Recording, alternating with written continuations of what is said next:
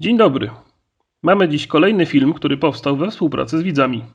Mieliście do wyboru 2 kadry, z czego niewielką przewagą głosów wygrał widok z perspektywy człowieka. Było też sporo ciekawych pomysłów. Część udało mi się uwzględnić w tym filmie, a na resztę mam inny pomysł. Ale o tym powiem więcej pod koniec tego filmu. Zacznijmy od naszkicowania głównych elementów kompozycji na całym arkuszu. Delikatne linie, które teraz rysuję, są bardzo ogólnym zaznaczeniem. Większość z nich zniknie podczas dalszego zagęszczania detali. Są jednak ważne na tym etapie, bo pomogą mi wstępnie rozmieścić wszystkie większe elementy i uniknąć podstawowych błędów. O zasadach kompozycji mówiłem sporo podczas filmu 5 podstawowych zasad rysowania. Link podaję w kartach i w rozwiniętym opisie pod tym filmem. Aby linie były miękkie i łatwo dało się je później skorygować, trzymam ołówek dosyć delikatnie i daleko od czubka. W przypadku okrągłych wież zwracam od razu uwagę na to, czy są symetryczne względem środkowej osi. Cała kompozycja składała się pierwotnie jedynie z zamku wysokiego ze smukłymi wieżami oraz niższej i bardziej przysadzistej części. Jeden z widzów zasugerował, by wprowadzić tu most spinający zbocza rozpadliny czy też fiordu i ten pomysł tak mi się spodobał, że dodałem go jako równoważny zamkowi w całej kompozycji. Mamy tu zatem potężne, prawie pionowe skały wąwozu obudowane smukłymi wieżami, podporami mostu. Lewy skraj mostu to ufortyfikowana brama stojąca nad przepaścią, natomiast prawa strona mostu to serce kompozycji. To tu zamek wysoki, będący jednocześnie najwyższym i najpotężniejszym filarem mostu, opiera się o drugie zbocze kanionu i stoi w otoczeniu zamku niskiego. Kompozycyjnie mamy tu szereg regularnych pionów, poprzełamywanych drobniejszymi elementami poziomującymi. Zagęszczenie form, pionów, poziomów, ale też łamiących je skosów naturalnie przykuwa uwagę, tworząc obszar kluczowy dla kadru. Dominanta zamku tworzy trójkątny obszar, którego środek przypada w okolicach złotego podziału kadru. Przez obecność stromych zboczy obszar nieba tworzy podobny, trójkątny, ale odwrócony obszar. By uniknąć takiego kompozycyjnego zygzaka, bardzo przyda się ażurowy most, który przeplata ze sobą pustkę nieba i twarde bryły budowli.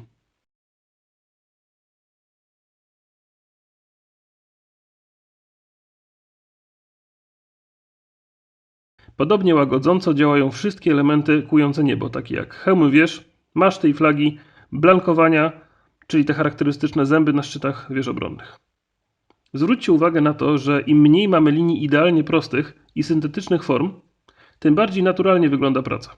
Dlatego też w wielu miejscach warto szukać pretekstu do tego, by przełamać wszystkie zbyt oczywiste linie. Tego typu detale zaznaczam już jednak nieco mocniej, trzymając pewnie ołówek. To właśnie ta warstwa zbuduje w pracy poczucie realizmu. Pozwoli zrozumieć skalę dzięki detalom. Potężne hełmy wież bramnych łączą się w środkowej części, a cały dach wywija bardziej poziomo w okapy. Następnie wysunięta część muru cofa się przez uskok na machikułach. Poniżej wieża poszerza się od poziomu wjazdu, by na poziomie skały oprzeć się o nieregularną i pogniecioną strukturę. Takie wielokrotne łamanie linii, która przecież mogłaby być bardziej prosta, powoduje, że całość wygląda dużo bardziej naturalnie. Podobnie jak przed chwilą bawiłem się w różnicowanie konturu, tak teraz próbuję zróżnicować powierzchnię. W tej skali i przy tej odległości raczej nie będzie widać pojedynczych kamieni, może co najwyżej te największe, i to i tak raczej na fragmentach. Można natomiast spróbować opracować powierzchnię rozrzuconymi nieregularnie drobnymi kreskami, by uzyskać wrażenie chropowatego muru. Większe pola można też ubogacić detalami, w tym przypadku dodałem tu masywny gotycki czwórliść. Drobne detale takie jak schodki prowadzące do tajemniczych drzwi na dole filara dodają pracy życia i skupiają dalszą uwagę na jej różnych fragmentach. Wiem, że nie jest to może dokładnie poradnik od podstaw jak narysować zamek, tylko bardziej zaawansowana opowieść o bawieniu się kompozycją w kontekście fortecy w klimacie fantasy. Sprawy stricte rysunkowe będę tu jeszcze oczywiście omawiał, ale jeżeli ktoś spodziewał się informacji podstawowych, to może je znaleźć wśród wcześniejszych filmów na tym kanale. Link podaję w kartach oraz w opisie. Rysowanie zamku ma jedną wielką zaletę i jedną wielką wadę. Plusem jest to, że z prostych brył możemy tu łatwo stworzyć wiele różnorodnych, ciekawych i miłych dla oka kompozycji. Minusem jest niestety to, że elementy składowe są do bólu powtarzalne i trzeba się nieco nagłowić na tym, by ich zestawianie ze sobą nie nudziło widza. Tu staram się rozwiązać ten problem poprzez różnicowanie elementów architektonicznych w pewnych określonych ramach. Na przykład wieże mają albo łamane hełmy o podobnej geometrii, albo są zwieńczone blankowaniem o takim samym rozstawie zębów. Pewne motywy stosują też w różnych miejscach na pracy dla uspójnienia całości, choć nie są to kopie. Mam tu na myśli na przykład zdwojone wieże bramne łączone spadzistym dachem. Przez nadmiar linii prostych, jednym z najbardziej nienaturalnych miejsc na pracy może stać się styk z wodą. To miejsce ma za to olbrzymi potencjał do obrośnięcia w detale. Dlatego też wprowadziłem bramę w murze i motyw przystani. To z kolei daje pretekst do kolejnych drobnych elementów, zacumowanych łodzi, zabudowań portowych, pomostów czy nawet obronnego wykusza nad bramą w dość dużym i monotonnym polu muru. Mamy tu motyw mostu, góry i fosę, która przecież jest nieodłącznym elementem fortyfikacji, i z tego połączenia zrodził się pomysł wodospadu dodatkowo osłaniającego zamek od strony lądu. W naszej kompozycji wodospad da pretekst do przełamania regularnych linii w moście do Barbakanu i stworzy ciekawe urozmaicenie prawej strony kadru. By przytrzymać jeszcze nieco uwagi po prawej stronie, dodaję niewielką osadę rybacką.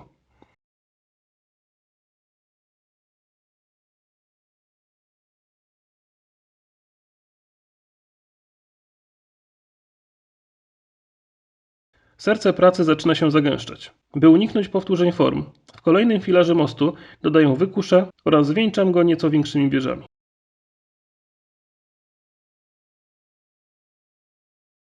Zza murów niskiego zamku będą też jeszcze wystawały zwieńczenia schowanych zabudowań. Wysoki zamek to główny element dominanty. Dobrze opracować go jak najciekawiej. Trzymam się zatem form zbliżonych do wcześniejszych zabudowań, ale przełamuję je bardziej dekoracyjnymi mazwerkami gotyckimi czy ozdobnymi sterczynami na dachu. Podobnie w niższej części wysokiego zamku dodaję nieco ozdobnych detali, choć staram się unikać bezpośrednich powtórzeń.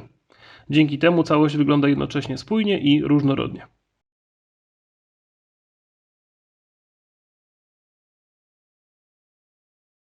Wieża wysunięta najbardziej w prawo pomoże załagodzić zamknięcie bryły budowli od prawej strony i zmiękczyć przejście w peryferyjny obszar rysunku.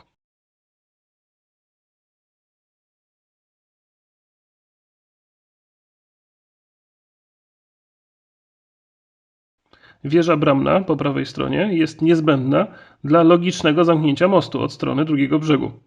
Tuż za nią dodaję skały i zarośla na zboczu, a nad nimi dominującą w oddali wysoką grań.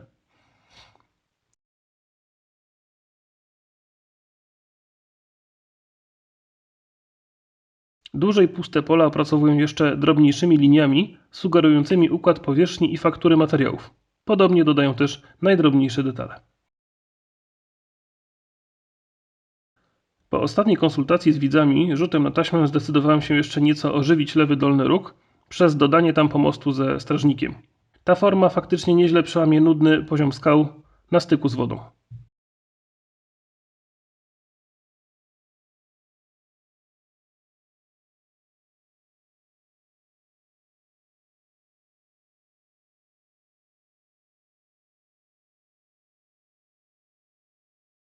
Były jeszcze sugestie co do umieszczenia na moście ludzi i zaprzęgu. No to i oni. Cieniowanie zaczynam od mocnych plam hełmu wieży bramnej. Chciałbym, aby dało się odczuć, że materiał kryjący dach jest ciemniejszy od muru. To pomoże nieco odnaleźć się na tłoku form, zwłaszcza w prawej części widoku. Obszar muru cieniuję zatem jedynie na najciemniejszych fragmentach. Robię to miękką i poszarpaną kreską, zostawiając sporo bieli. By obiekty nie zlewały się w monotonną szarą plamę, staram się podkreślać obiekty jaśniejsze ciemniejszymi, tak jak zrobiłem to w przypadku styku przęsła mostu z filarem. W tej skali detale są zbyt małe, by je dokładnie konstruować w perspektywie czy obrysowywać. Lepszy efekt da podkreślenie jedynie najgłębszych cieni. Na przykład machikuły opracowuję w zasadzie rządem ciemnych kropek, lekko rozmywających się na spodach. To sprawia z daleka wrażenie cieni pod nawisami. Dużym problemem może być w tym temacie opracowywanie skał, ponieważ pokrywają one znaczną część arkusza. Założyłem zatem, że będą one wyraźnie ciemniejsze od murów fortecy, żeby nieco rozróżnić obie te formacje. Cieniując staram się dzielić pole skał na obszary ciemniejsze, bardziej pionowe lub nachylone, i obszary jaśniejsze czy wręcz białe, te łapiące najwięcej światła. Taka gra plam, układających się w nieco fraktalne wzory, różnicuje dodatkowo poszarpane skały od relatywnie gładkiego muru. W miejscach, gdzie skała robi się monotonna, dodają ostrzejszą linią poziome podziały, które przywodzą na myśl warstwy skalne. Tu przy okazji polecam playlistę z rysowaniem natury. W tej pracy mogą się przydać zwłaszcza filmy o rysowaniu skał, wodospadu i odbić w wodzie. Linki w kartach i w opisie. Cieniowanie osłabiam nieco w miarę zbliżania się do krawędzi kadru, by stopniowo rozproszać uwagę widza. Dwie odłamane skały na pierwszym planie rozbiją duże, jednorodne pole zbocza i utrzymają skupienie na partii przyziemia. Im bliższy plan, tym cieniowanie staje się bardziej kontrastowe i pojawia się więcej detali. Taki zabieg pomaga budować wrażenie głębi w pracy. Pomost opracowuję już zupełnie na czarno, także przez to, że dobrze odda to charakter starego, mokrego drewna. Na krawędziach zostawiam jednak nieco białych linii, które nadadzą ciemnej konstrukcji świetlistości. Pojawiają się tu też pierwsze odbicia w wodzie. Te traktują dosyć ciemno i opracowuję je poziomymi kreskami, by podkreślić powierzchnię wody. Czasem pozostawiam białą smugę, która zasugeruje odbicie nieba w pofalowanej tafli. Jeżeli udało Ci się dotrzeć aż tutaj, to proszę łapkę w górę albo komentarz dla zasięgów. A już wyjątkowo będę wdzięczny za udostępnienie tego materiału na Facebooku, Wykopie czy dowolnym innym portalu. Niby mała rzecz, ale przydaje się w budowaniu zasięgów. Dzięki za pomoc. Idąc dalej w prawo z cieniowaniem, muszę w zasadzie odciąć szary budynek od nieba. Staram się też przy okazji zgubić nieco linii konturowych przez rozmycie ich w plamach, co zwiększy realizm pracy.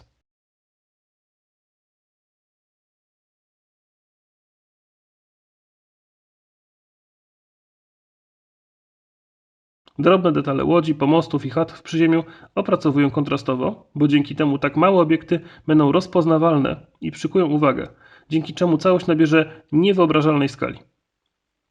Dodaję od razu odbicia w wodzie, pilnując, by ich plamy odpowiadały w przybliżeniu znajdującym się nad nimi obiektom.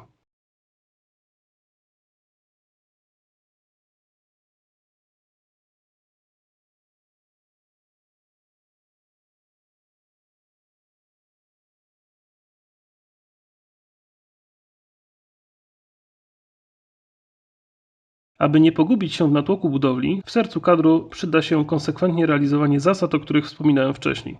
To znaczy, mury opracowują najjaśniej z delikatną chropowatą fakturą. Skały wyraźnie ciemniej z nieregularną poszarpaną fakturą, a dachy najciemniej z geometrycznym wzorem pokrycia.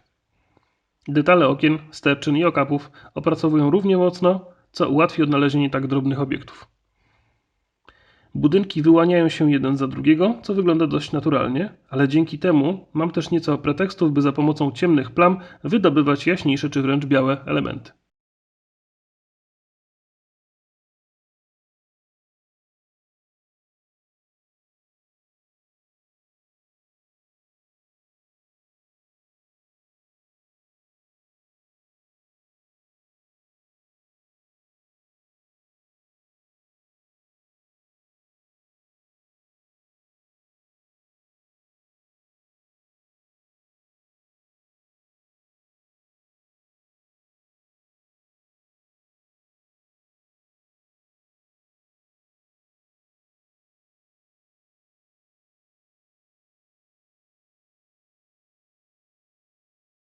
Dalekie plany grani i zarośli na dalszym zboczu opracowują delikatnym cieniowaniem złożonym z mnóstwa słabych kresek, co nada wrażenie dystansu.